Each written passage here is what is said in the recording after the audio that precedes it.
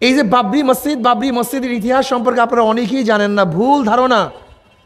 ওখানে রামের জন্ম হয় নাই, হাড্ডিও পাওয়া যায় না, কিচ্ছু পাওয়া যায় না, সম্পূর্ণ মিথ্যা, সম্পূর্ণ সম্পূর্ণ ভুল, সম্পূর্ণ মিথ্যা, কিচ্ছু পাওয়া যায়নি। অযোধ্যার গভর্নর ছিল ইব্রাহিম কোতোয়াল, আলমগীর রহমতুল্লাহ আলাইহির একজন গভর্নর অযোধ্যার, তার নাম ইব্রাহিম কোতোয়াল।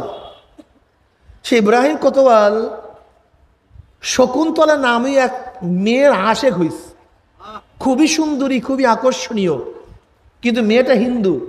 মেয়েটা কি হিন্দু।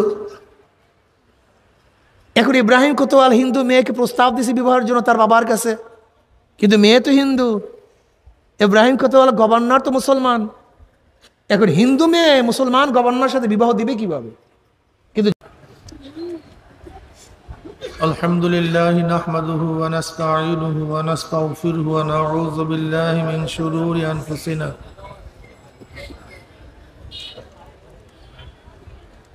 من يهد الله فلا مضل له ومن يضلله فلا هادي له ونشهد أن لا إله إلا الله وحده لا شريك له ونشهد أن محمدا عبده ورسوله أما بعد فأعوذ بالله من الشيطان الرجيم بسم الله الرحمن الرحيم يا أيها الذين آمنوا صلوا عليه وسلموا تسليما اللهم صل على سيدنا بسم الله الرحمن الرحيم هو الذي بعث في الأميين رسولا منهم يتلو عليهم آياته ويزكيهم ويعلمهم الكتاب والحكمة وإن كانوا من قبل لفي ضلال مبين صدق الله مولانا العظيم وصدق رسول النبي الكريم আল্লাহ পাকের বান্দা জনাব মুহাম্মদ রাসূলুল্লাহ সাল্লাল্লাহু আলাইহি ওয়াসাল্লামের উম্মতগণ, আল্লাহ পাক রব্বুল আলামিন আপনাকে আমাকে এই ফিতনা ফাসাদের জমানায় যখন তামাম দুনিয়ার থেকে ইসলাম মুসলমানকে মিটিয়ে দেওয়ার ষড়যন্ত্র চলতেছে, তামাম দুনিয়ার মধ্যে ইসলাম মুসলমান থাকবে কি থাকবে না এই প্রশ্নের সৃষ্টি হয়েছে। যে জমানায় মানুষ নেকের কাজ ছাড়তেছে, গুনার কাজ ধরতেছে, শুধু গুনার কাজ ধরেই না বরং গুনার কাজে প্রতিযোগিতা শুরু করছে, কে কার আগে জাহান্নামে যাবে। সবাই বলি না আউযু বিল্লাহ। যে জমানায় মানুষ নেকের কাজে আশ্চর্য হয়, গুনার কাজে স্বাভাবিক থাকে, যে জমানায় মুসলমান ইসলামকে পছন্দ করে না বরং নামধারী মুসলমান ইসলামের সবচেয়ে বড় দুশ্মন হয়ে গেছে, যে জমানায় শিরক বেদাতকে ইবাদত মনে করে, কবর পূজা, ব্যক্তি পূজা শিরক বেদাত, কিন্তু দাবি করে আমি আবেদ। যেই জমানায় যা শিরক বেদাত না তাকে শিরক বেদাত মনে করে, যেরকম লা মুযহাবিরা ইমাম মানা মাযহাব মানাকে শিরক বেদাত মনে করে, অথচ এগুলি অনেক জরুরি বিষয়। যা শিরক বেদাত না তাকে শিরক বেদাত মনে করে। যেই জমানায় আংশিক দিন পালন করে পরিপূর্ণ দিন পালন করার ঢেকুর তুলে, পালন করে আংশিক দিন, দাবি করে আমার চেয়ে বড় দিনদার আর দুনিয়াতে নেই,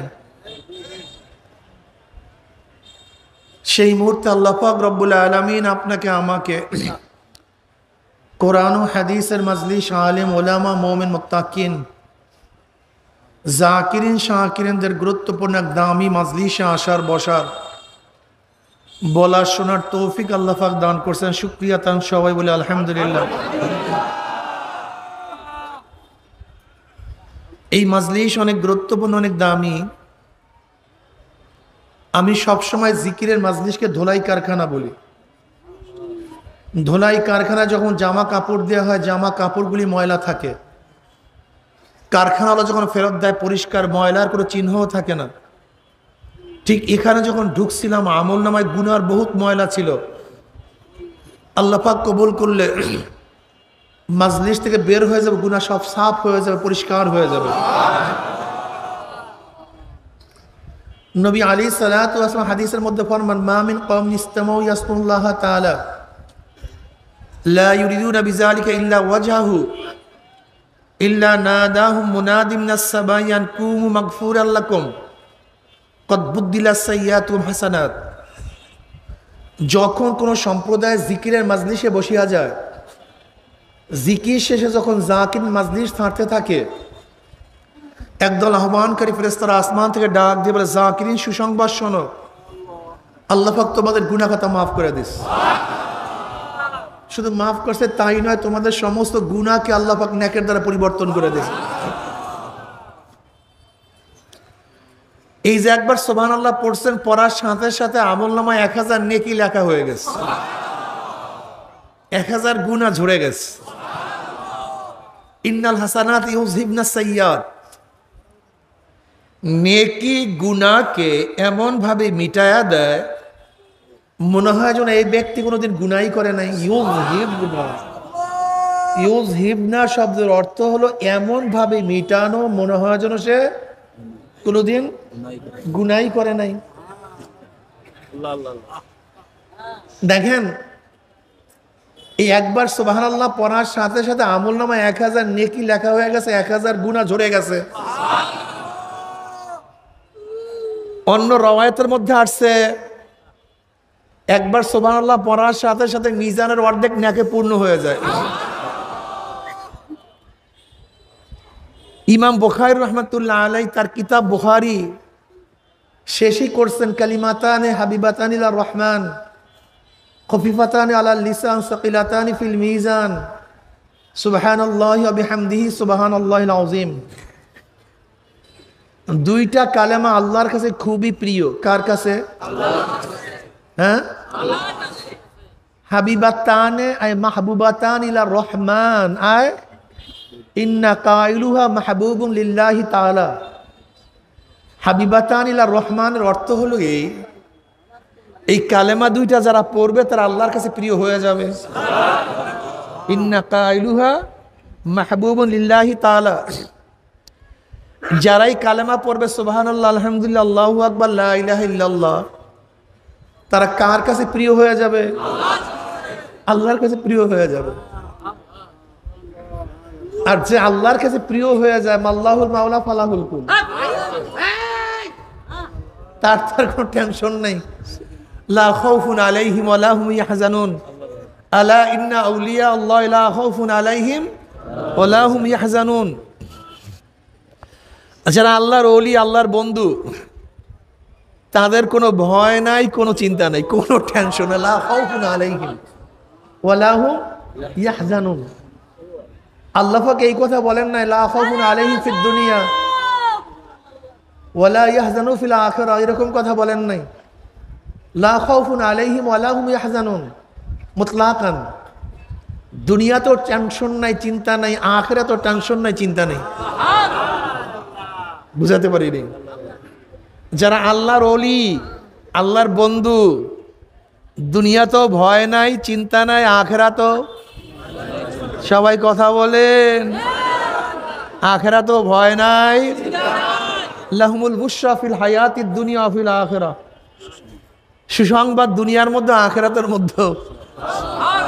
দুনিয়াতেও সুসংবাদ, জোরে বলেন, আখিরাতেও সুসংবাদ। কাদের জন্য? আল্লাহর ওলিদের জন্য। মন কোথায় ভাই? বয়ানের দিকে খেয়াল করেন। আলা তাম্বি, আল্লাহ পাক রব্বুল আলামিন বয়ান করবেন, নসিহাত করবেন, সতর্ক আলাই, সতর্ক হও গোটা দুনিয়ার মানুষ, আমি বয়ান করবো এখন। সতর্ক হওয়ার জন্য বলছে। কে বলছে? হ্যাঁ, শোনো গোটা দুনিয়ার মানুষ, যারা আমার বন্ধু, আমার ওলি, কার বন্ধু?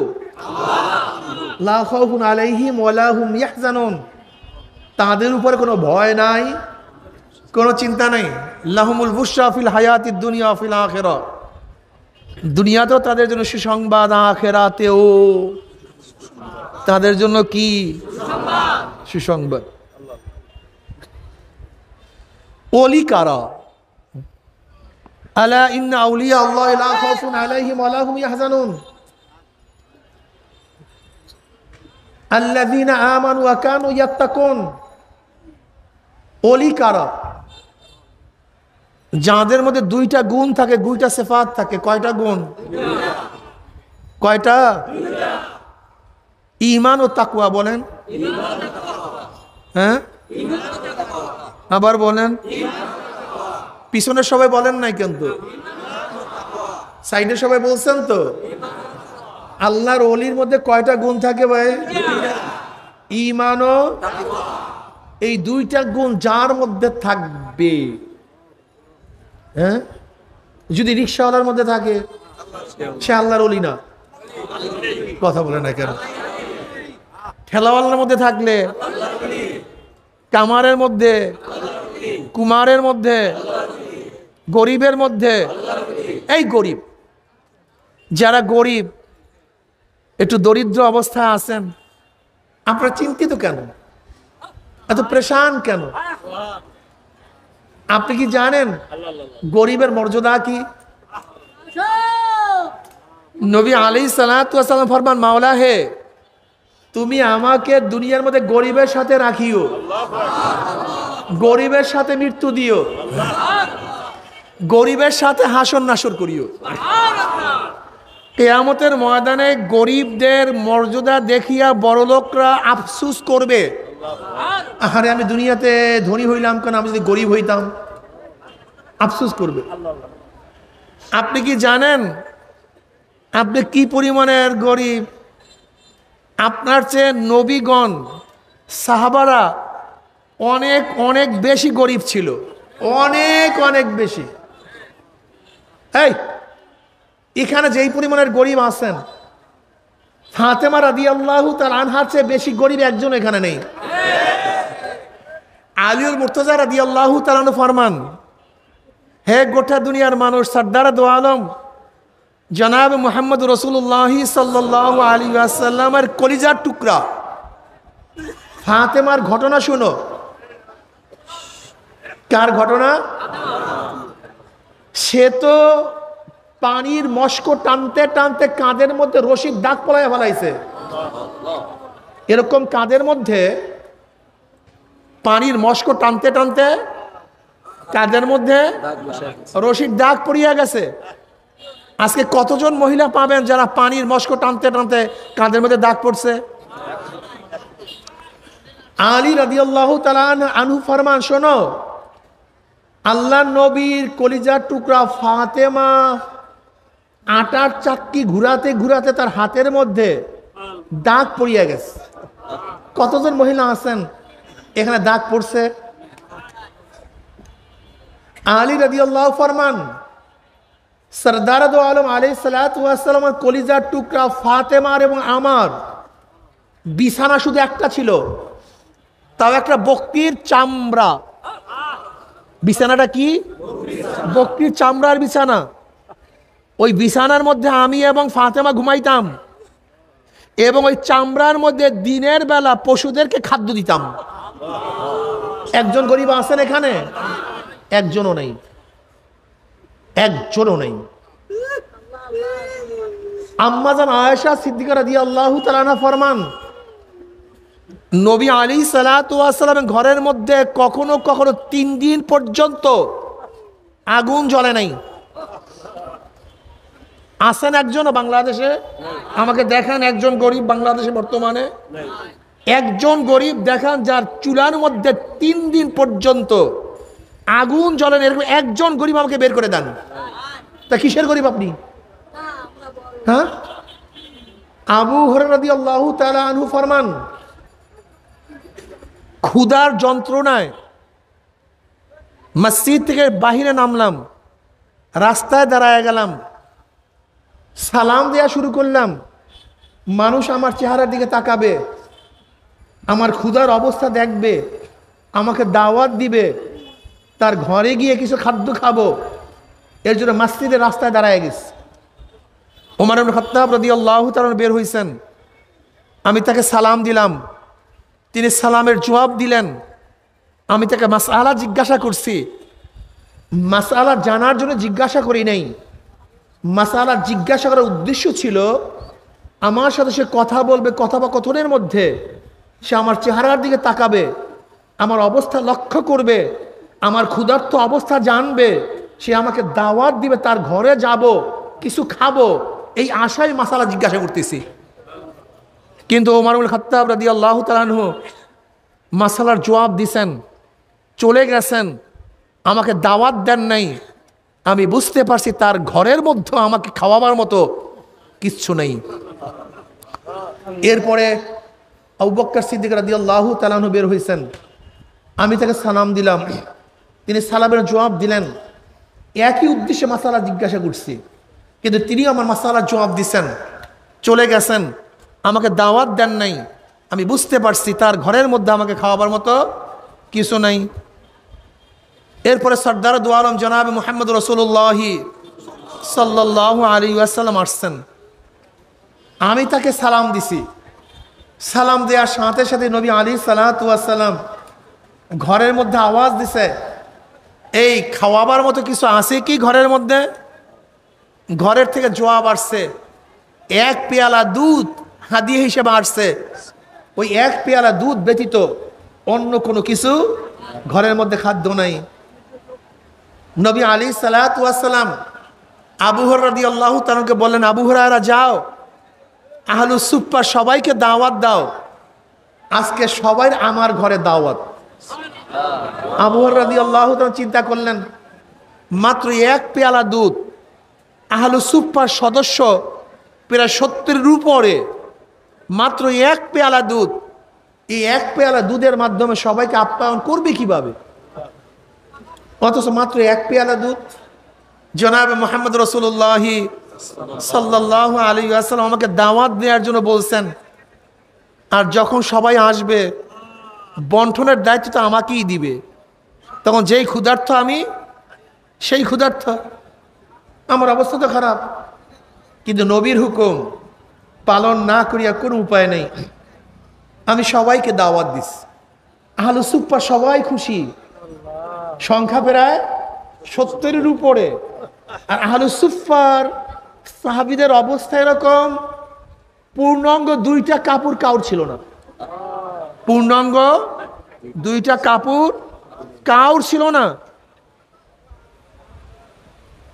জনাব মুহাম্মদ রাসূলুল্লাহ সাল্লাল্লাহু আলাইহি ওয়াসাল্লামের দরবার পড়ে থাকতেন।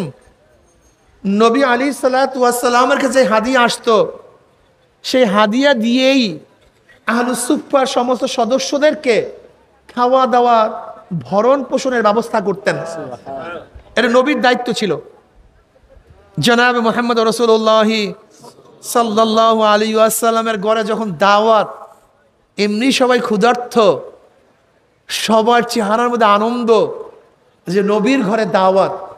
অথচ আবু হুরায়রা রাদিয়াল্লাহু তাআলা জানেন মাত্র খাদ্যের পরিমাণ এক পেয়ালা দুধ, এছাড়া কোনো খাদ্য নেই। সবাই উপস্থিত, সবাই বসে গেছে, সবাই বসছে খাওয়ার জন্য। নবী আলাইহিস সালাতু ওয়াস সালাম ঘরের থেকে পেয়ালা ভর্তি দুধ নিয়ে আসছেন। এবার আবু হুরায়রা রাদিয়াল্লাহু তাআলা আনহুর কাছে সেই দুধের পেয়ালা দিছেন, বলেন, আবু হুরায়রা সবাইকে বন্টন করো, সবাইকে দুধ খাওয়াও। আবু হুরায়রা রাদিয়াল্লাহু বললেন, আমি দুধের পেয়ালা এক সাহাবীর কাছে নিয়ে গেছি, সে দুধের পেয়ালা থেকে চুমুক দিছে, এমনি ক্ষুধার্ত, কয়দিন খায় নাই আল্লাহই ভালো জানে, এক চুমুকে তার পেট পুরায়া ফেলাইছে। এরপর দুধের পেয়ালা আমার কাছে ফেরত দিছে, কিন্তু ওই সত্তার কসম যার কুদরতি হাতের মধ্যে আমার জীবন, পেয়ালার থেকে এক ফোঁটা দুধ কমে নেই, এক ফোঁটাও না। এক পেয়ালা এক ফোঁটা দুধও কমে নেই। এরপর আমি দ্বিতীয় ব্যক্তির কাছে নিয়ে গেছি, সেও পেট পুড়ে সেখান থেকে পান করছে, আমার কাছে পেয়ালা ফেরত দিছে, কিন্তু এক ফোঁটা দুধও কমে নাই। এরকম আমি একজনের কাছে নিয়ে যাই, পান করে, আর একজনের কাছে নিয়ে যাই, পান করে, আর একজনের কাছে নিয়ে যাই, পান করে। এরকম করতে করতে প্রত্যেকটা সদস্যর কাছে আমি দুধ নিয়ে গেছি, সবাই একই পেয়ালার থেকে পেট পুড়াইয়া পান করছে, কিন্তু এক ফোঁটা দুধও কমে নাই। এরপরে জনাবে মুহাম্মদ রাসূলুল্লাহ সাল্লাল্লাহু আলাইহি ওয়াসাল্লামের কাছে আমি পেয়ালা ফেরত দিলাম, ইয়া নবী আল্লাহ পেয়ালা নেন। নবী আলাইহিস সালাতু ওয়াস সালাম তার হাতের মধ্যে পেয়ালা নিয়ে আমার কাছে পেয়ালা ফেরত দিয়ে বলে, আবু হুরায়রা পান করো, আবু হুরায়রা পান করো। এমনি ক্ষুধার্ত, এমন ভাবে পান করছে গোটা পেট ফুলাইয়া ফেলাইছে। আমি নবী আলাইহিস সালাতু ওয়াস সালামের কাছে দুধের পেয়ালা ফেরত দিলাম। নবী বললেন, আবু হুরায়রা আবারও পান করো। আমি বললাম, ইয়া নবী আল্লাহ, পেটে তো জায়গা নেই। বললেন, আবারও পান করো। আবারও আমি আবার দ্বিতীয়বার পান করলাম, পেয়ালা ফেরত দিলাম। নবী আলাইহিস সালাতু ওয়াস সালাম বললেন, আবু হুরায়রা না, আবারও পান করো। বুখারীর মধ্যে রওয়ায়াত আছে, আবু হুরায়রা রাদিয়াল্লাহু তাআলা বলেন, আমি দুধ পান করতে করতে আমার পেট উঁচা হয়ে গেছে, কিন্তু দুধ কমে নাই। এরপর আমি পান করার পরে নবী আলাইহিস সালাতু ওয়াস সালামের কাছে দুধের পেয়ালা ফেরত দিলাম। এরপর নবী আলাইহিস সালাতু ওয়াস সালাম দুধ পান করলেন। এত ক্ষুধার্ত একজন লোক কি বাংলাদেশে থাকে? আমাকে বলেন তো, তাহলে কিসের গরিব আপনারা? কিসের গরিব? হ্যাঁ, বলতে পারেন বড় লোকদের তুলনায় আমি গরিব, হাজার কোটি টাকার মালিকের তুলনায় আমি গরিব না। কিন্তু সাহাবায়ে কেরাম রিদওয়ানুল্লাহি তাআলা আজমাইন যেই পরিমাণে গরিব ছিলেন, আমি চ্যালেঞ্জ দিলাম, বাংলাদেশে সেই পরিমাণের গরিব একটাও নেই।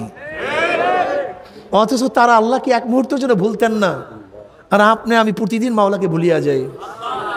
এই গরিব অবস্থায় হাজারো লোভ লালসা ঈমানকে বিক্রি করতেন না, আর আমরা ঈমানকে বিক্রি করে দেই।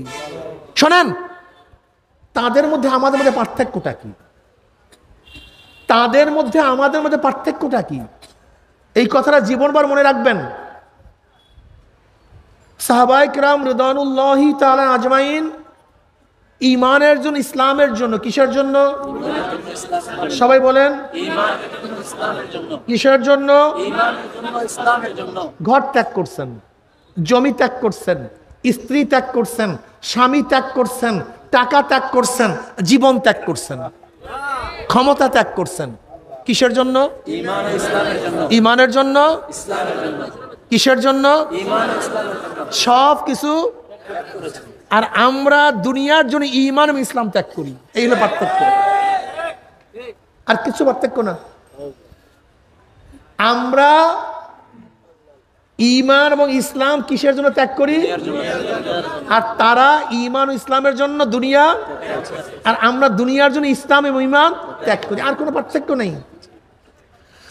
আল্লাহ পাক কালামে পাকের মধ্যে ফরমান, আমিনু কামা আমানান নাস, আমিনু, ঈমান আনো, কামা আমানান নাস, যেইভাবে লোকেরা, এই লোকেরা কারা? নাসের আগে আলিফ লাম মাহাদে খারিজি, মাহুদে খারেজ, আমিনু কামা আমানাস সাহাবা, যেইভাবে সাহাবারা ঈমান আনছে সেইভাবে ঈমান আনো। যাদের ঈমানের সাথে সাহাবাদের ঈমানের মিল আছে, ওই ঈমান আল্লাহর কাছে কবুল হবে। আর যাদের ঈমানের সাথে সাহাবাদের ঈমানের মিল নাই, ওই ঈমান আল্লাহর সাথে আল্লাহর কাছে কবুল হবে না। সাধনা করতে হবে। কি করতে হবে?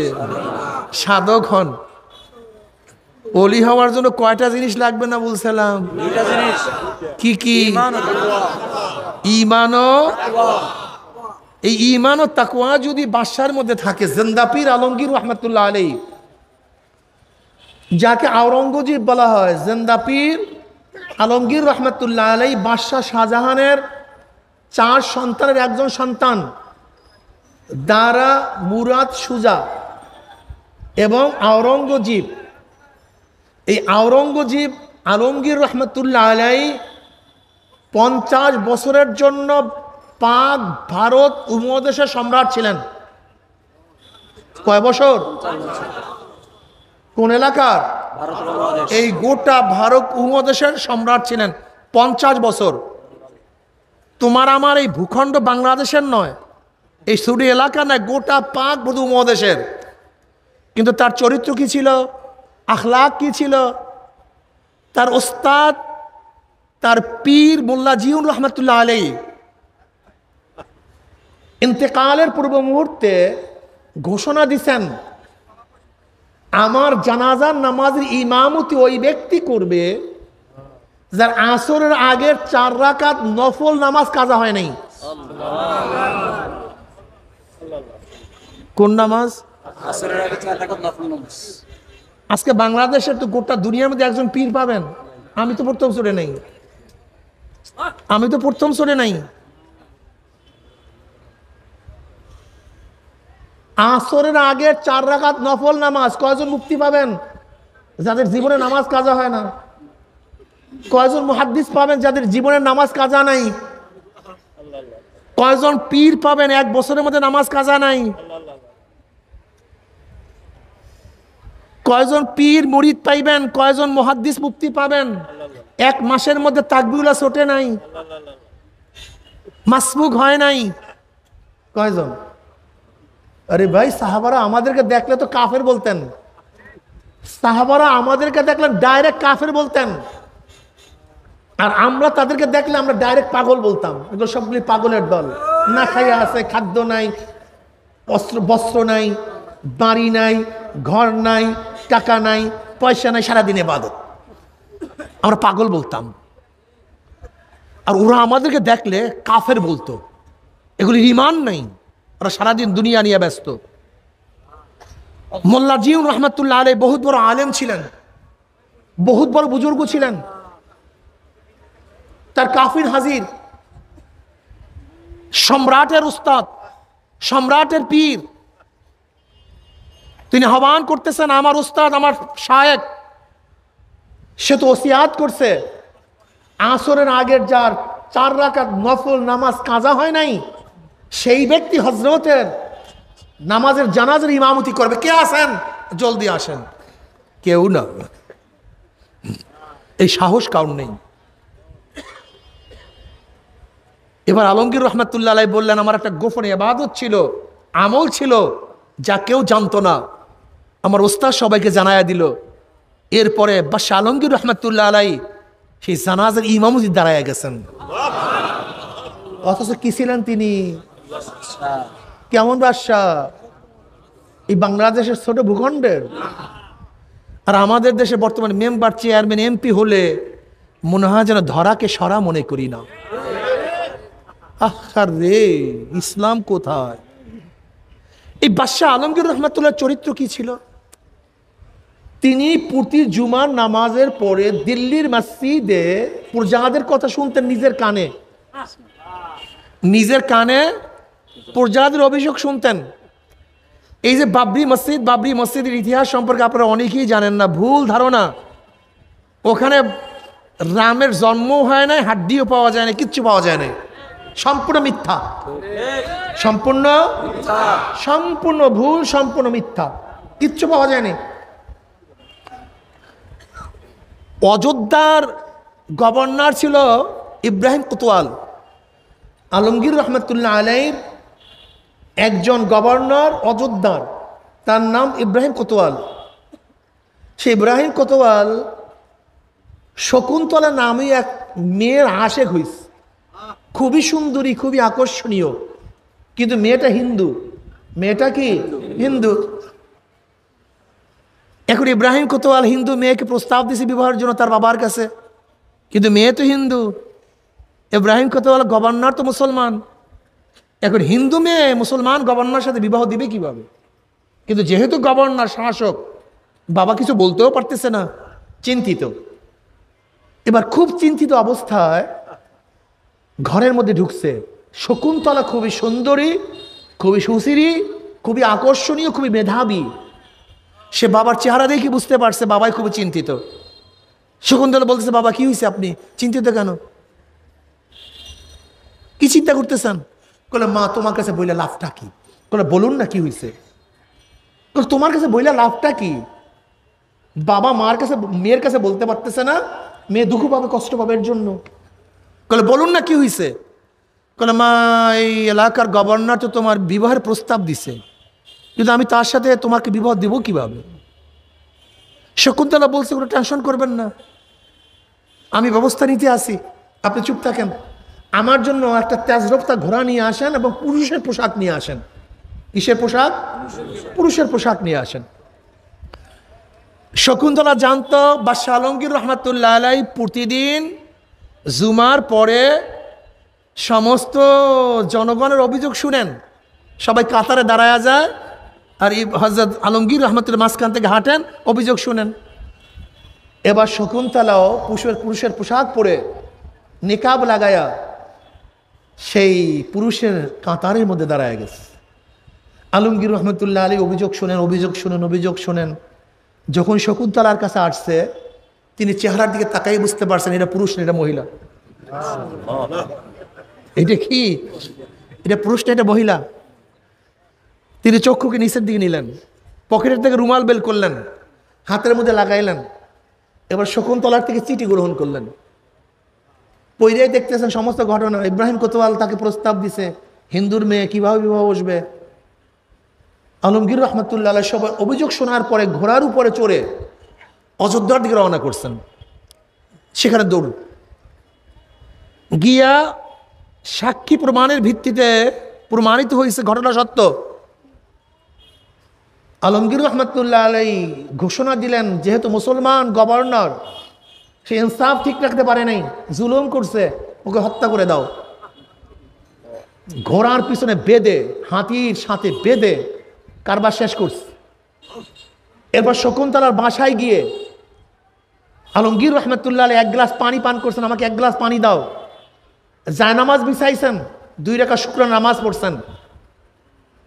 শকুন্তলার বাবা বলতেছেন, আপনি এত পিপাসা কেন? আপনার জিব্রা, আপনার সমস্ত জিনিস শুকায় গেছে কেন? বলে আমি ওয়াদা করছি, শপথ করছিলাম তোমার মেয়ের চিঠি পড়ার পরে যতক্ষণ পর্যন্ত বিচার করতে না পারবো ততক্ষণ পর্যন্ত এক ঢোক পানিও আমি পান করব না। আমি বিচার করছি, তারপর পানি পান করলাম।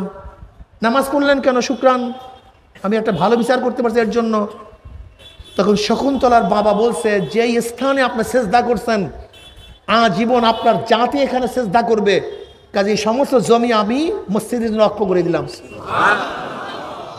সেই জায়গাটি আলমগীর রহমতুল্লাহ আলাইহি বাবরি মসজিদ করছেন বাদশাহ বাবরের নামে, যে প্রথম মুঘল সম্রাটের গোড়াপত্তন করছেন। ন্যায়পরায়ণ বাদশাহ ছিল বাদশাহ বাবর, সেই তো মুঘলদের প্রথম বাদশাহ। তার ছেলে হুমায়ুন, হুমায়ুনের ছেলে আকবর, আকবরের ছেলে শাহজাহান, শাহজাহানের ছেলে আলমগীর। দেখেন, একজন বাদশাহ হওয়ার পরেও জনগণের কথার কিভাবে গুরুত্ব দিতেন, তা একজন মহিলা। আর আজকে আমাদের শাসকদের অবস্থা কি? কি অবস্থা বলেন তো? কোথায় মুসলমানের চরিত্র আর কোথায় আমাদের চরিত্র? ওমর ইবনে খাত্তাব রাদিয়াল্লাহু তাআলা অর্ধজাহানের বাদশা। কত জাহানের ভাই? ছোট্ট একটা অর্ধজাহানের বাদশা ওমর ইবনে খাত্তাব রাদিয়াল্লাহু তাআলা আনহু। একদিন সরকারি কাজ করতেছিলেন, আদালতের মধ্যে ছিলেন, সবার বিচার আচার করতেছিলেন। বিচার আচার শেষ, অন্য সরকারি কাজ করা শুরু করছেন। হঠাৎ এক যুবক এসে বলতেছে, আমার সাথে অমুকে খারাপ ব্যবহার করছে, আমার বিচারটা করে দেন। ওমর ইবনে খাত্তাব রাদিয়াল্লাহু বললেন, এতক্ষণ আমি ইজলাসের মধ্যে ছিলাম, তখন তুমি অভিযোগ দিলা না, এখন আমি অন্য কাজে ব্যস্ত, তুমি এখন অভিযোগ নিয়ে আসছো? কারণ আমার বিচারটা করে দেন। ওমর ইবনে খাত্তাব রাদিয়াল্লাহু তাআলা, এখন বিচার নিতে আসছো? বেয়াতুটে একটা বাড়ি লেগে আছে, যা পরে আস। বাড়িতে হওয়ার পরে হঠাৎ চিন্তা করছেন, আমি বিচার করব না, তাকে তো বললেই হইতো, আমি পিটানটা দিলাম কেন? এটা জুলুম। যদিও কিয়ামতের ময়দানে আমার বিরুদ্ধে আল্লাহর কাছে নালিশ দেয়। মুসলমান বুঝো, আসি একজন মুসলমান এখানে কন্ত, আমি তো নাই, আমি তো নাই। আমি তো নাই। কি মুসলমান? এই তো কি এগুলি কিসের মুসলমান? কি বলছে আমাদেরকে মুসলমান? ওমর ইবনে খাত্তাব যে অর্ধজাহানের বাদশা, রোমের সম্রাটটা, যার নাম শুনে কাঁপতো। শয়তান যাকে দেখলে রাস্তা ছাড়িয়া পালাইয়া যেত, শয়তান ইবলিস, যে ওমরকে রাস্তা দেখলে রাস্তা ছাড়িয়া পালাইয়া যাইতো। একদিন শয়তান ঢুকবে, নবী আলাইহিস সালাতু ওয়াস সালাম দেখতেছে শয়তান ঢুকতে পারতেছে না। নবী, কিরে তুই ইবলিস ঢুকতে পারে না? কেন? ওই যে ওমর দাঁড়ায় আছে, ভয় লাগছে। এই হলো ওমর, যে ওমর ইবনে খাত্তাব রাদিয়াল্লাহু তাআলা আনহু যেই দিকে সৈন্য প্রেরণ করছেন সেই দিকেই বিজয় অর্জন করছে। তামাম নবীদের পরে মর্যাদার দিক থেকে দ্বিতীয় স্থান অধিকার করছেন। যার অনুকূলে কোরআনের বহুত আয়াত নাজেল হয়ে গেছে, যার অনুকূলে কোরআনের বহুত আয়াত নাজেল হয়েছে। বুখারীর মধ্যে রওয়ায়াত আছে, নবী আলাইহিস সালাতু ওয়াস সালাম বলেন, ওমর বোঝেও ঠিক বলেও ঠিক। ওমর বোঝার মধ্যে গলত নেই, যা বোঝে ঠিক এবং যা বলে তাও ঠিক।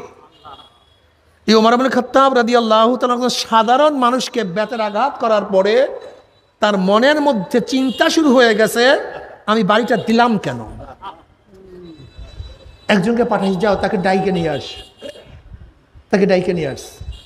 এবার ওমর ইবনে খাত্তাব রাদিয়াল্লাহু তাআলা তার পিঠের উপর থেকে কাপড় ফালাইয়া দিস, তার হাতে ব্যাট দিছে, বলে তুমি আমার পেটের মধ্যে আমার পিঠের মধ্যে ব্যাট লাগাইয়া দাও।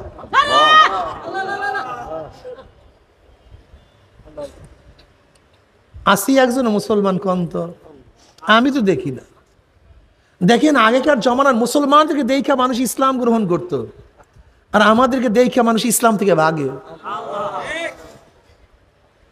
এগুলি যদি মুসলমান হয় তাই ইসলামের দরকার নেই, এইগুলো যদি মুসলমান হয় তাই সেই ইসলাম আমাদের দরকার নেই। অথচ তারা সম্রাট কিন্তু আল্লাহর ওলি, আল্লাহর কাছে যখন যা বলতেন আল্লাহ পাক তাই কবুল করতেন। এই উমর কে? নীল নদীর মধ্যে জোয়ার হয় না, গভর্নর বলছে এখানে রসম হলো এই যে একজন সুন্দরী মেয়েকে জবাই দিবে, নদীর মধ্যে রক্ত দিবে, তারপর জোয়ার হবে। কিন্তু এটা মুসলমানের জন্য তো সম্ভব না, শিরক। কিন্তু যদি পানিও না আসে গোটা বিশ্বরের মানুষ মারা যাবে, খাদ্য নাই, বাঁচবে কিভাবে? চিঠি লিখছেন ওমর ইবনে খাত্তাব রাদিয়াল্লাহু তাআলার কাছে। ওমর ইবনে খাত্তাব রাদিয়াল্লাহু তাআলা পানির কাছে চিঠি লিখছে, পানি যদি আল্লাহর হুকুমে জারি হও জারি হও, আর আল্লাহর হুকুমে যদি জারি না হও তো জারি হওয়ার প্রয়োজন নেই। চিঠি পানির মধ্যে ফেকতে দেরি, জোয়ার হইতে তৈরি হয় নাই। কি বুঝলেন? একদিন মদিনার মধ্যে ভূমিকম্প, ওমর ব্যাট দিয়া বাড়ি মারছে মাটির মধ্যে, থাম মাটি, অমনি ভূমিকম্প শেষ। সারিয়া রাদিয়াল্লাহু তাআলা আনহু সিরিয়ার মধ্যে যুদ্ধ করতেছিলেন, ওমর ইবনে খাত্তাব রাদিয়াল্লাহু মদিনার মধ্যে খুতবা দিতেছিলেন। ওইদিকে মদিনার মিম্বার থেকে আওয়াজ, ইয়া সারিয়াতুল জাবাল, ইয়া সারিয়াতুল জাবাল, আই উনজুর ইলাল জাবাল, এ সারিয়া পাহাড়ের দিকে তাকাও, এ সারিয়া পাহাড়ের দিকে তাকাও, ইয়া সারিয়াতুল জাবাল। মানুষ চিন্তা করতেছে কি কয় উমর ইবনে খাত্তাব, আগের বয়ান পরের বয়ান, মাঝখানে সারিয়াতুল জাবাল। ওদিকে সারিয়া রাদিয়াল্লাহু তাআলা যুদ্ধের মধ্যে ছিলেন, তিনি হঠাৎ আমিরুল মুমিনিনের আওয়াজ পান, ইয়া সারিয়াতুল জাবাল। তিনি চিন্তা করেন কোথায় আমিরুল মুমিনিন, সে তো মদিনা, আমি সিরিয়ায়। তিনি ভ্রুক্ষেপ করলেন না, আবারও যুদ্ধের মধ্যে লিপ্ত। হঠাৎ আবারও আওয়াজ, ইয়া সারিয়াতুল জাবাল। আবার ফিরলেন, ঘটনা কি? ঘটনা কি? দেখেন কিছু না। আবারও যুদ্ধের মধ্যে মনোনিবেশ করলেন, যুদ্ধ শুরু হয়ে গেছে। আবারও তৃতীয়বার ডাক, ইয়া সারিয়াতুল জাবাল। এবার ওমর ইবনে খাত্তাব রাদিয়াল্লাহু আওয়াজ পাওয়ার পরে সারিয়া রাদিয়াল্লাহু বললেন, ঘটনা কি? একদল সৈন্য পাঠাইছে, দেখো তো পাহাড়ের উপরে কি। পাহাড়ের উপরে গিয়া দেখে যে তাদের শত্রুরা পাহাড়ের দিক থেকে আক্রমণ করার জন্য আসতেছে। যদি ওই মুহূর্তে আমিরুল মুমিনিনের আওয়াজ না পাইতো তাহলে একজনও যুদ্ধের ময়দান থেকে বাঁচতে পারতো না। সবাই, মদিনার মানুষ আশ্চর্য, সারিয়া রাদিয়াল্লাহু তাআলা কাফেলা আশ্চর্য, সবাই অপেক্ষা আছে সারিয়া আসুক। সারিয়া রাদিয়াল্লাহু তাআলা যখন যুদ্ধ ক্ষেত্র শেষ করে বিজয় ভেসে মদিনার মধ্যে প্রবেশ করতেছিলেন, সাহাবারা দৌড়ে গেছেন, ভাই সারিয়া অমুক টাইম অমুক দিন জুমার সময় আমিরুল মুমিনিনের কোনো আওয়াজ পাইছো? হ্যাঁ ভাই, তো সেও তো আশ্চর্য, ঘটনা কি? হ্যাঁ আওয়াজ পেয়েছি। কি আওয়াজ পেয়েছো? আমি যুদ্ধের মধ্যে ছিলাম, হঠাৎ আমিরুল মুমিনিন বলছি ইয়া সারিয়াতুল জাবাল। তা আমি চিন্তা করলাম আমিরুল মুমিনিন কোথা থেকে আমাকে ইশারা করবে, আওয়াজ দিবে। আমি ভ্রুক্ষেপ করিনি, আবারও আওয়াজ, ভ্রুক্ষেপ করিনি, আবারও আওয়াজ। আমি পাহাড়ের উপরে সৈন্যদল প্রেরণ করলাম, তারা দেখতেছে ওদিক থেকে শূন্য, আমার দেশ শত্রু শূন্য আক্রমণ করার জন্য আসতেছে। আল্লাহর কসম, ওই দিন যদি আমিরুল মুমিনের আওয়াজ না পাইতাম তাহলে একজন মুসলমান আজকে বাঁচতে পারতাম না। ও ওমর ইবনে খাত্তাব আওয়াজ দেয় মদিনায়, বাতাস পুছায়া দেয় সিরিয়ায়। কি বুঝলেন? আল্লাহর ওলি। এরা কি? অথচ বাদশাহ, আল্লাহর ওলি। আপনি কি জানেন দিল্লির জামে মসজিদ কার নির্দেশে হয়েছে? বাদশাহ শাহজাহান একটা মসজিদ স্বপ্ন দেখছে, মনের মধ্যে এরাদা করছে এই ডিজাইন একটা মসজিদ করবে, ভুলে গেছে। আর্কিটেক্ট ইঞ্জিনিয়ার ডাকছে, আর্কিটেক্ট ইঞ্জিনিয়ার আসো, আমি একটা মসজিদ স্বপ্নে দেখছি, সেই অনুযায়ী মসজিদ করবো। ডিজাইন বলেন, ভুলে গেছি। আমি কিভাবে বলবো? যদি আপনি ডিজাইন বলতে না পারেন তাহলে আমি কিভাবে ডিজাইন করবো? ভুলে গেছি তো, বলবো কিভাবে? আমার কাজ না, আধ্যাত্মিক লাইনের লোক ডাকেন, এটা তারা পারবে। ওই জমানার সবচেয়ে বড় বুজুর্গ ডাকছেন কে? বাদশাহ শাহজাহান। দিল্লির জামে মসজিদ করছেন বাদশাহ শাহজাহান, ডাকস। আল্লাহর ওলিরা তো তাদের কারামতকে গোপন করে, আর আমরা খালি কারামত না থাকলেও প্রকাশ করি। বুজুর্গ বলছে আমি তো বুজুর্গ না ভাই, বাদশাহ নামদার আমি তো বুজুর্গ না। কে বুজুর্গ? আপনার বাবসখানায় যে বাবরসি, সে আমার চেয়ে বড় বুজুর্গ, আপনার তাকে ডাকেন। মনে আছে তো আল্লামা রুমি রহমতুল্লাহ আলাইহির কবিতা, কার তাকে? ওই কামারের আতুরের বাড়িতে কবিতা, কবিতা কামার টানটুন টানটুন বাড়ি মারত, আর তার থেকে অজরে কবিতা বের হইত। ওই কামার আল্লাহর ওলি ছিল, দুইজন বন্ধু, অথচ কামার কিন্তু বন্ধু কার? আল্লামা রুমি, ওই জমানার সবচেয়ে বড় আলেম, সবচেয়ে বড় বুজুর্গ, কিন্তু তার বন্ধু একজন কামার। কি মজা রে, কি মজা। এবার বাবুর থেকে ডাকছে, বলে মসজিদের নকশা করে দাও। বলে আমি তো বড় বুজুর্গ না। কে? আপনার মেয়াতর, আমার সে বড় বুজুর্গ, তাকে ডাকেন। কে ভাই? এবার মেয়াতরকে ডাকা হয়েছে। ঘটনা বলার সাথে সাথে মেয়াতর বলতে আছে, বাদশাহ নামদার আপনি যে মসজিদ দেখছেন দুনিয়ার কোনো নমুনার মসজিদ না, এটা জান্নাতের এক নমুনার মসজিদ। আপনি অপেক্ষা করেন, আমি ডিজাইন করে নিয়ে আসতেছি, এটা অপেক্ষা করেন। এরপরে সেই মেয়াতর কাগজের মধ্যে নকশা করে নিয়ে আসছে। বাদশাহ শাহজাহান দেখার পরে বলছে আল্লাহর কসম, আমি স্বপ্নের মধ্যে এই ডিজাইনের মসজিদই দেখছি। আজকে দিল্লির জামে মসজিদের নকশাকারক একজন মেয়াতর, অথচ আল্লাহর ওলি। কয় জিনিস না? দুই জিনিস। কি জানি বললেন তো?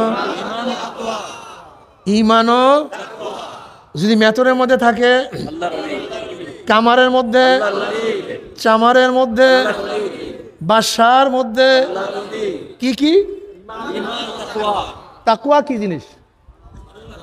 ওয়ালাহু সালাসু মারাতিব, তাকওয়ার 3টা স্তর আছে। এর মধ্যে মাশহুর মারুফ আত-তাজান্নুমান কুল্লি মা ইউসামু মিন ফি'লিন আও তারকান হাত্তা সাগাইর ইনদা কওমিন ওয়া হুয়াল মুতাআরিফ বিসমিত তাকওয়া ফি শার ওয়া আলাইহি কাওলু তাআলা ওয়ালাউ আন্না আহলাল কুরআ আমানু ওয়াত্তাকাউ লাফাতাহনা আলাইহিম বারাকাতিম মিনাস সামাই ওয়াল আরদ। আল্লামা বাইজাবি রাহমাতুল্লাহ আলাইহি তাকওয়ার স্তর বাতান, যে তাকওয়া বলা হয়, বলেন করণীয় বর্জনীয় যা করলে অথবা বর্জন করলে গুনাহ হয় এমন জিনিস থেকে নিজেকে বাঁচায়া রাখার নাম তাকওয়া। নামাজ করণীয় না বর্জনীয়? বর্জনীয়। বর্জন করলে গুনাহ হয়। রোজা করণীয় না বর্জনীয়? জোরে বলেন। বর্জন করলে কি হয়? সুদ করণীয় না বর্জনীয়? ধরলে কি হয়? ঘুষ করণীয় না বর্জনীয়? গ্রহণ করলে কি হয়? অর্থাৎ করণীয় বর্জনীয় যা করলে অথবা বর্জন করলে গুনাহ হয় এমন জিনিস থেকে নিজেকে বাঁচাইয়া রাখার নাম তাকওয়া।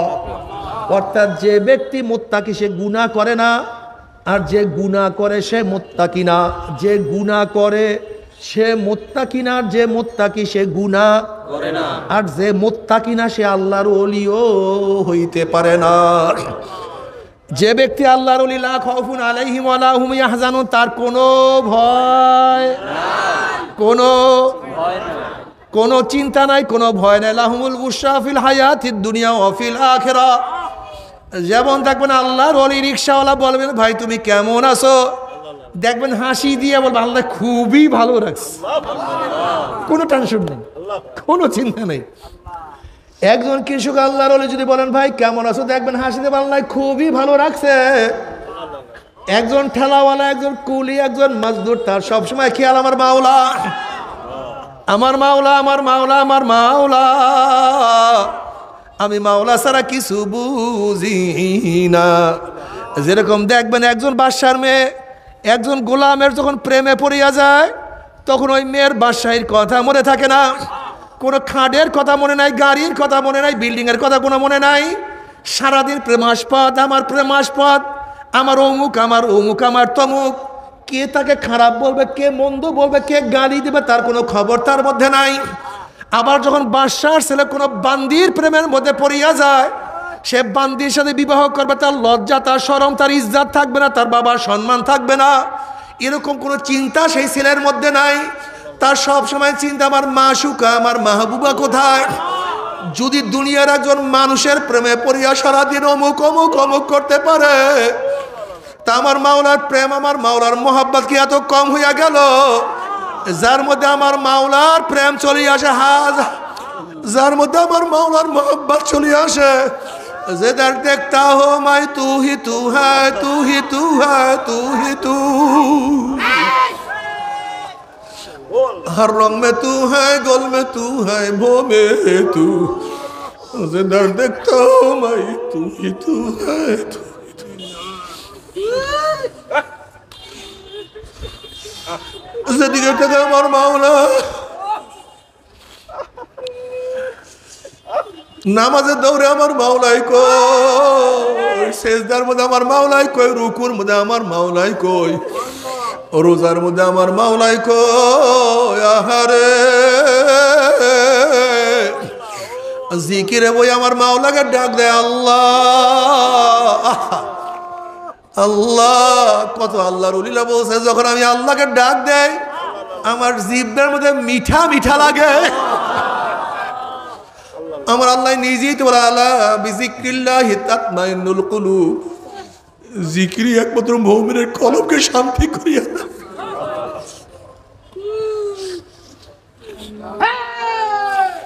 জিকরুল মুহাব্বতি ইয়া মাওলায়া ইয়াসকারানি ওয়া হাল রাআইতা মুহিব্বান গায়রা সাকরানি, জিকরুল মুহাব্বতি ইয়া মাওলায়া ইয়াসকারানি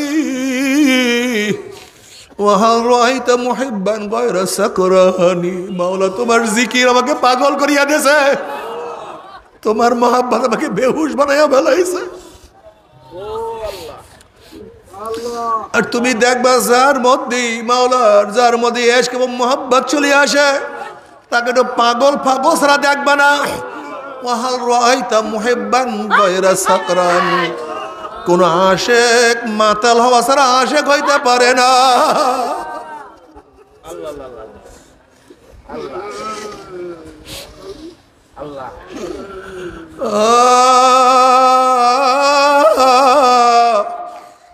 মাওয়ারে যদি মাওলার আশেক হইতে পারো, মাওলার পাগল হইতে পারো। যদি মাওলার ধ্যান ও খেয়াল কলবের মধ্যে একবার জমা করতেই পারো, তখন তোমার অবস্থাটা কেমন হবে তুমি কি জানো? আল্লাহ, তখন দেখবেন নামাজ ছাড়া ভালো লাগে না, রোজা ছাড়া ভালো লাগে, সুন্নাহ ছাড়া ভালো লাগে না। তুমি এমন মাওলার পাগল হয়ে যাবে, আল্লাহ তুমি কবুল করে।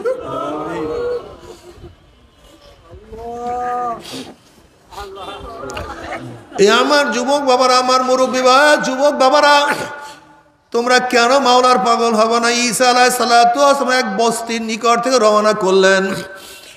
এক যুবক ঈসা আলাইহিস সালাতু ওয়াস সালাম দেখিয়ে চিনিয়া ফলাইছে এই জমানার নবী ঈসা। যুবক বলছেন, নবী ঈসা আপনি মাওলার কাছে দোয়া করেন, মাওলা যেন আমাকে এক অণু পরিমাণ মোহাব্বত দান করে। ঈসা আলাইহিস সালাতু ওয়াস সালাম বললেন, তুমি এক অণু পরিমাণ মাওলার মোহাব্বত সহ্য করতে পারবা না। এবার যুবক বলতেছে, তাহলে মাওলার কাছে দোয়া করেন, মাওলা যেন আমাকে অর্ধ অণু পরিমাণ মোহাব্বত দান করে। নবী ঈসা আলাইহিস সালাতু ওয়াস সালাম আল্লাহর কাছে দোয়া করলেন, মাওলা হে তুমি এই যুবককে তোমার অর্ধ পরিমাণ মোহাব্বত দান করো। এই দোয়া করিয়া ঈসা আলাইহিস সালাতু ওয়াস সালাম সেখান থেকে চলিয়া গেলেন। অনেক দিন পরে সেই বস্তির কাছ থেকে যাওয়ার সময় ঈসা আলাইহিস সালাতু ওয়াস সালামের মনের মধ্যে আগ্রহ সৃষ্টি হয়েছে যে এই যুবকের জন্য মাওলা পাকের অর্ধ অণু মোহাব্বত দোয়া করছিলাম, সেই যুবকের অবস্থাটাকে আমি তার সাথে মোলাকাত করতে চাই। গ্রামের সবার কাছে জিজ্ঞাসা করছে সেই যুবকটা কই। গ্রামের সবাই বলো সেই যুবক তো অনেক আগেই ঘর ছাড়িয়া চলিয়া গেছে, কোথায় আছে জানি না। অনেক খোঁজাখুঁজি করার পরে পায় না। এবার মাওলার কাছে দোয়া করলে, মাওলা হে আমি সেই যুবকটার সাথে সাক্ষাৎ করতে চাই। আল্লাহ পাক বলেন, যাও অমুক পাহাড়ের মধ্যে সেই যুবক আছে। ঈসা আলাইহিস সালাতু ওয়াস সালাম সেই পাহাড়ে গিয়া দেখলেন যুবক একটা পাথরের উপরে দাঁড়ায়া।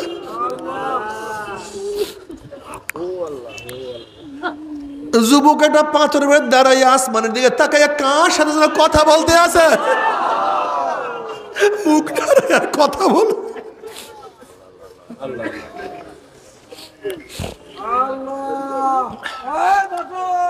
ঈসা আলাইহিস সালাতু ওয়াস সালাম, আসসালামু আলাইকুম আমি ঈসা, আসসালামু আলাইকুম আমি ঈসা। কিন্তু যুবক তার সালামের কোনো জবাব নিলেন না। আবারও যুবককে সালাম দিছে, আসসালামু আলাইকুম আমি ঈসা। যুবক কোনো সালামের জবাব দিলেন না।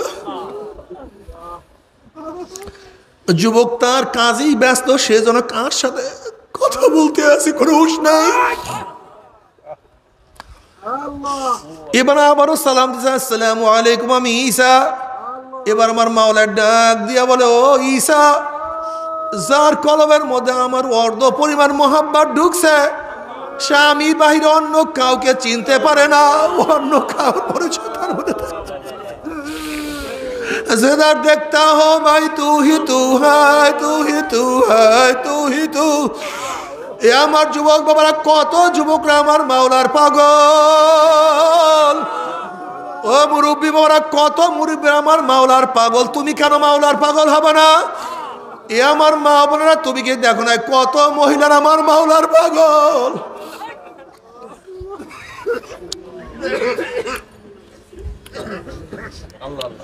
রাবিয়া বসরি রহমতুল্লাহ আলাইহা একদিন এক হাতে পানি আর এক হাতে আগুন নিয়ে দৌড়াদৌড়ি করতে আছে। একজনে প্রশ্ন করছে, ও রাবিয়া তুই পানি এবং আগুন নিয়ে কোথায় দৌড় দাও? রাবিয়া বসরি রহমতুল্লাহ আলাইহা বলতে আছেন, আমি এই পানি দিয়া মাওলার জাহান্নামকে নিভাইয়া দেব, দেখবো ভিতর দলেরা কোন ভয়ে মাওলার ইবাদত করে। আর আমি আগুন দিয়া মাওলার জান্নাতকে জ্বালায়া দেব, দেখবো লুবির দলেরা কোন আশায় কোন লোভে মাওলার ইবাদত করে। ওরা তো আমার মাওলার প্রেমে পড়িয়া মাওলার ইবাদত করে না। এ আমার যুবক বাবারা, মহিলারা, ও পর্দারা মা বোনেরা, যদি মাওলার প্রেম নিয়া মাওলার মোহাম্মত নিয়া গুনাহ খাতা মাফ করাইয়া মাওলার কবরে যাইতেই পারো, আমার মাওলার কবরটাকে জান্নাতের বাগিচা বানাইয়া দেবে।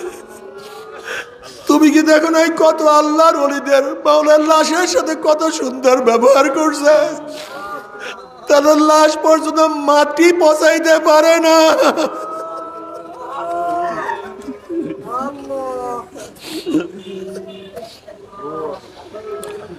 এমনকি যেই কাপড় তার শরীরের সাথে লাগা সেই কাপড় পচে না। বাবারে, দুনিয়া কয়দিন পাগলামি করবো রে বাবা। যদি মাওলাকে নিয়ে কবরে যাইতে পারো, কবরটা জান্নাতের বাগিচা হয়ে যাবে।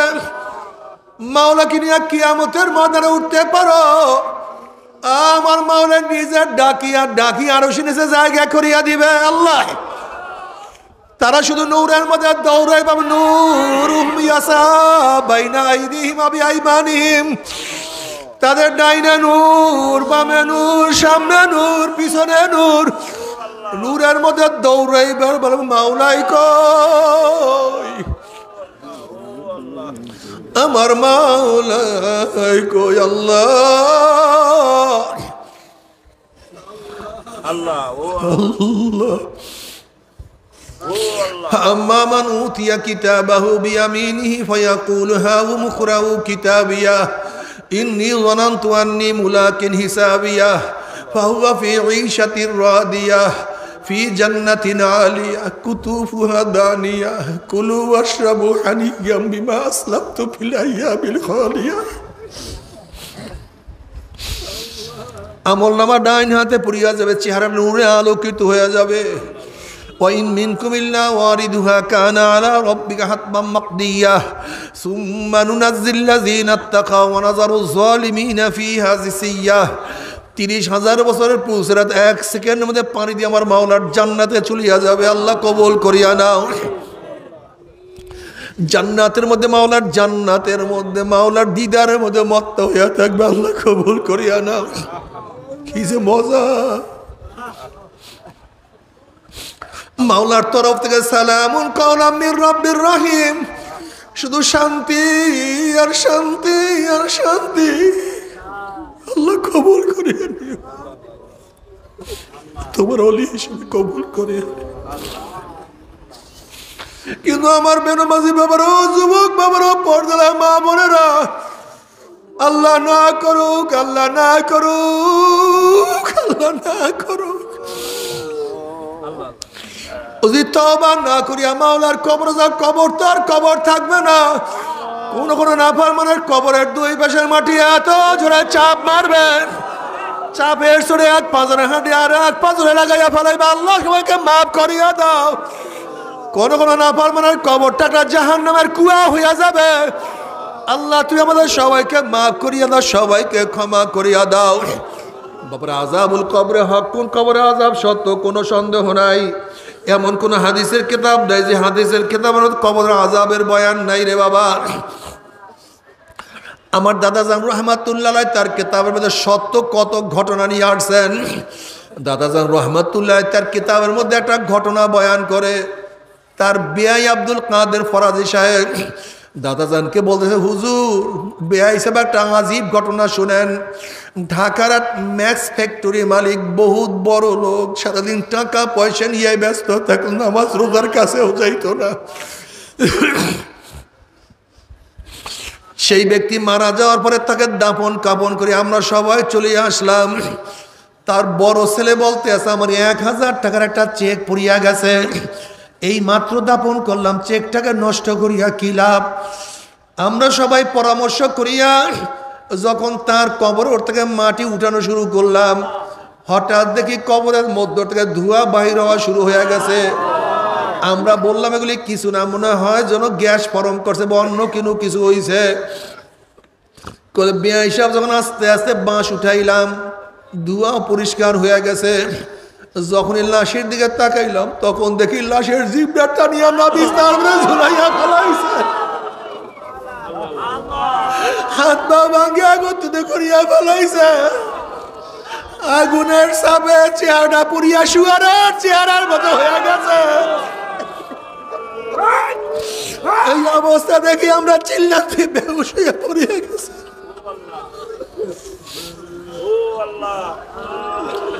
15-20 দিনের মধ্যে ঠিক মতো খানা পিনা করতে পারেন আমার বাবারা। ও মুসলমান মোমেনের সন্তানরা, ও হিন্দু বৌদ্ধ খ্রিস্টানের সন্তানেরা, কি নিয়ে রওনা করছে, কোথায় রওনা করছে? আল্লাহ তুমি আমাদের সবাইকে মাফ করিয়া দাও। এই কবরের মধ্যে হাজার হাজার বছর থাকতে হবে। এরপরে কিয়ামতের ময়দানের কথা আল্লাহ পাক কালামে পাকের মধ্যে ফরমান, ইউরাফুল মুজরিমুনা বিসিমাহুম ফায়ুখাযু বিন-নাওয়াসি ওয়াল আকদাম। যেরকম বিজ্ঞ ডাক্তারের কাছে রোগী যাওয়ার সাথে সাথে চেহারা দেখলেই, রোগীর চেহারা দেখলেই ডাক্তার বলতে পারে কোন রোগের জান রোগীর মধ্যে ঢুকছে, ঠিক কিয়ামতের ময়দানে গুনাহগারের চেহারা দেখলেই ফেরেশতারা বলতে পারবে কোন ধরনের গুনাহ করিয়া নাফরমান কিয়ামতের ময়দানে আসছে। এই আয়াতের তাফসীরে বহু ধরনের চেহারার কথা বয়ান করা হয়েছে। যারা দুনিয়ার মধ্যে হিংসা সাত করবে তাদের চেহারা কিয়ামতের ময়দানে কুত্তার সুরাত হইয়া যাবে। আল্লাহ তুমি মাফ করিয়া দাও। যারা দুনিয়ার মধ্যে হারাম খাবে, হারাম খোরের চেহারা কিয়ামতের ময়দানে শুয়ারের সুরাত হইয়া যাবে। আল্লাহ মাফ করিয়া দাও। যারা দুনিয়ার মধ্যে নামাজ পড়বে না, বেনমাজির চেহারা কিয়ামতের ময়দানে আল কাঁত্তার মতো কালো হইয়া যাবে। আল্লাহ সবাইকে নামাজ পড়ার তৌফিক দিয়া দাও। জেনাকার মহিলাদের চক্ষু দুটা পুরুষের শরম গার মতো হইয়া যাবে। জেনাকার মহিলাদের চক্ষু দুটা পুরুষের শরম গার মতো হইয়া যাবে। জেনাকার মহিলাদের পেটের মধ্যে একটা আগুনের বাচ্চা হবে। বাচ্চা আস্তে আস্তে বড় হইতে থাকবে, কি যে ব্যথা! বাচ্চা প্রসব হবে না, ব্যথাও সহ্য করতে পারবে না। বাচ্চা শুধু মাথা বাইর হবে, ওই মাথার মধ্যে জাহান্নামের শিকল লাগাইয়া হাজার হাজার হাজার বছর টানতে থাকবে, কিন্তু বাচ্চার প্রসব হবে না। আল্লাহ আল্লাহ তুমি আমাদের সবাইকে মাফ করিয়া দাও। আজকে আমাদের পলিসি কি? আজকে স্কুল কলেজে বাচ্চাদেরকে জেনাকার বানাবার চক্রান্ত চলতে আছে। নাচানাচি, ড্যান্স, গান শিক্ষা দিয়া আমার মা বোনদের চরিত্র নষ্ট করার চক্রান্ত চলতে আছে। নাস্তিক কিভাবে বানাবে সেই প্ল্যান চলতে আছে। আল্লাহ আমাদের সবাইকে মাফ করিয়া দাও, আমাদের সবাইকে ক্ষমা করিয়া দাও।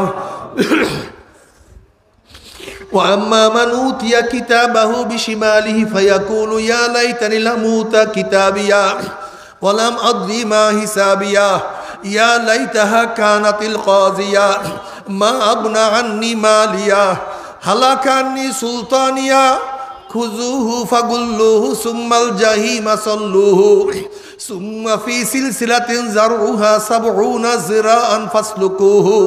যাদের আমলনামা বাম হাতে পড়িয়া যাবে, বাম হাতটা সিনা ফারিয়া পিছনে চলিয়া যাবে, বলবে আফসোস আমি আমার আমলনামা না পাইতাম। এত নামাজ কাজার গুনাহ, এত রোজা সারার গুনাহ, এত বেপরদা সেনার গুনাহ, এত সুদ ঘুষের গুনাহ, এত মিথ্যা তোহমাতের গুনাহ যদি আমি আমার আমলনামা না পাইতাম, যদি কিয়ামতের ময়দানে হিসাবের সম্মুখীন আমাকে না হওয়া হইতো, যদি কবর আমার শেষ ঠিকানা হইয়া যাইত, কোথায় আমার মাল, কোথায় আমার জমি, কোথায় আমার টাকা, কোথায় আমার পয়সা, কোথায় আমার ক্ষমতা, কোথায় আমার চেয়ারম্যানি, কোথায় আমার এমপিগিরি, কোথায় আমার মিনিস্টারগিরি, কোথায় আমার পীরগিরি, কোথায় আমার সভাপতি সেক্রেটারিগিরি, ক্ষমতা তো কোনোই কাজে লাগলো না। নাফরমান আফসোস করবে, হাত চাবাইতে থাকবে। আল্লাহ পাক বলবে খুজুহু ফাগুল্লুহু, এই ফেরেশতার নাফরমানকে ধর, ওকে শিকল দিয়া বান্ধিয়া ফেলো। এই কথা বলার সাথে সাথে একদল ফেরেশতারা 70 গজ আগুনের শিকল দিয়া নাফরমানকে প্যাঁচ দিয়া ফেলাইবে। এরপরে যেরকম কুকুরের পার মধ্যে শিকল লাগাইয়া, রশি লাগাইয়া টানতে টানতে কুয়ার মধ্যে ফেলাইয়া দেয়, এইভাবে জাহান্নামের হাত পার মধ্যে জাহান্নামের শিকল লাগাইয়া টানতে টানতে মিনওয়ার ই জাহান্নাম ধাম ধাম করে জাহান্নামের মধ্যে নিক্ষেপ করতে থাকবে। যখন জাহান্নামের মধ্যে নিক্ষেপ করে 70 বছর পর্যন্ত, 1 বছর, 2 বছর, 5 বছর, 10 বছর নয়, 70 বছর পর্যন্ত জাহান্নামে যাইতেই থাকবে, যাইতেই থাকবে, যাইতেই থাকবে। আল্লাহ তুমি আমাদের সবাইকে মাফ করিয়া দাও। তবে মুমিন মুসলমান বলতে সবাইরই মনে চায় গুনার থেকে ফিরিয়া নেক আমল করিয়া মাওলার জান্নাতে কিন্তু সবাইরই যাইতে মনে চায়। গুনাহ নিয়ে মাওলার জাহান্নামে কাউরি কিন্তু যাইতে মনে চায় না। কিন্তু কেনই বা আমরা নেক আমল করতে পারি না, কেনই বা গুনার কাম ছাড়তে পারি না? এর মূল কারণ হলো আপনার এবং আমার পিছনে নফস এবং শয়তান লাগিয়া রইছে। এই নফস এবং শয়তান থেকে ফেরার জন্য যে কোনো একজন হক্কানি আল্লাহর ওলির হাতে হাত দিতে হবে রে বাবা। খবরদার, বর্তমান জমানায় পীর মুরিদের নামে ভেজাল, ব্যবসা, দলাদলি, হিংসা, হাসাদে পরিণত হয়ে গেছে। সমস্ত আল্লাহর ওলির একমত যেই পীরের 5 জন মুরিদের মধ্যে কম পক্ষে 3 জনকে দেখবেন আলহামদুলিল্লাহ সুন্নাত মাফিক আমল আখলাক মজবুত হইয়া যাইতে আছে, গুনার কাম ছাড়তে আছে, নেকের আমল ধরতে আছে, কলব নরম হইয়া চোখে পানি আসতে আছে। বৃক্ষতর নাম কি, ফলে পরিচয়। আমি চরমোনাই বুঝি না, চরমনের দাওয়াত প্রশংসা প্রচার প্রসার করার জন্য আসি রে বাবা। চরমনায় যাওয়ার তোমার কোনো দরকার নাই, কোনো দরকার নাই, কোনো দরকার নাই। তুমি যার কাছে গিয়া পারো গুনার কাম ছাড়ো, নেকের আমল ধরো, কলব নরম করিয়া চোখে পানি নিয়া মাওলার কবরে যাইও। যেরকম দুনিয়ার ঘরে আগুন লাগলে পানি ছাড়া নিবানো যায় না, ঠিক তদ্রূপ তোমার এবং আমার গুনার দ্বারা যেই জাহান্নামের আগুন জ্বলিয়া রয়েছে, চোখের পানি ও সারা কিন্তু জাহান্নামের আগুন নিবানো সম্ভব না। কাজী বাবা আমার জন্য দোয়া চাই, আমিও দোয়া করি। সবাই সবার জন্য প্রাণ খুলিয়া দোয়া করো, যেন কিয়ামতের ময়দানে গলাগুলি বাঁধিয়া মাওলা একসাথে জান্নাতে যাওয়ার তৌফিক দিয়া দেন। আল্লাহুম্মা আমিন।